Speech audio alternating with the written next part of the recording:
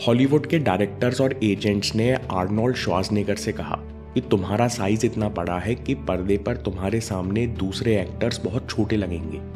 ऊपर से तुम जर्मन हो, तुम्हारा एक्सेंट बहुत अजीब है, तुम कभी अमेरिकन मूवी इंडस्ट्री में एक्टर नहीं बन सकते।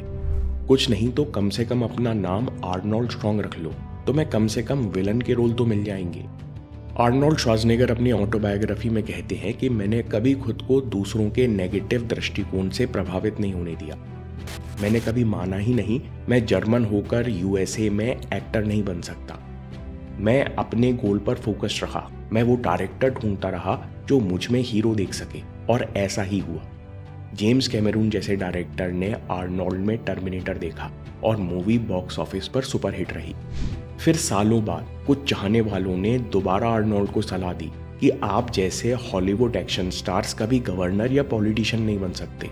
लेकिन आर्नोल्ड ने तो अपना पूरा करियर ही नेगेटिव बातों को नकारने और लगातार लक्ष्य पर फोकस्ड रहने पर बनाया था। आर्नोल्ड 2 बार कैलिफोर्निया के गवर्नर रहे।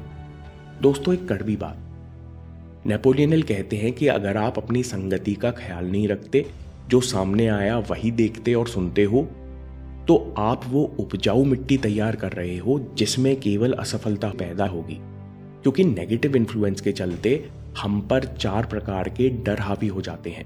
पहला, फियर ऑफ पॉवर्टी, खर्चा कैसे चलेगा। दूसरा, फियर ऑफ फेलियर, भविष्य का क्या होगा।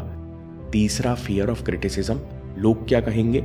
और चौथा, fear of loss of love, वो मुझे छोड़ के चली गई तो मेरा क्या होगा। सबसे पहले अब माइंड नेगेटिव इन्फ्लुएंस में आता है, फिर डर हावी होते हैं, फिर चिंता पैदा होती है, और चिंता ऐसी मानसिक स्थिति है जिसमें आप अपनी इच्छा शक्ति, कल्पना शक्ति, तर्क, बुद्धि और एक्शन, यानी जो कुछ आपके पास है वो आप इस्तेमाल नहीं कर सकते।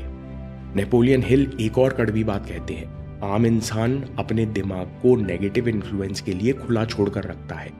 इसलिए जब महामारी, डिप्रेशन, महंगाई, युद्ध जैसी चीजें आती हैं, तब आम इंसान ज्यादा परेशान होता है और इसलिए उसके सफल होने के चांसेस बहुत कम हो जाते हैं।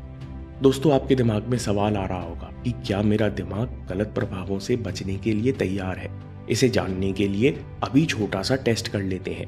आने वाले प्रश्नों का हाँ या ना में ईमानदारी से उत्तर दीजिए और हाँ के जवाबों को उंगलियों पर गिनते जाइए।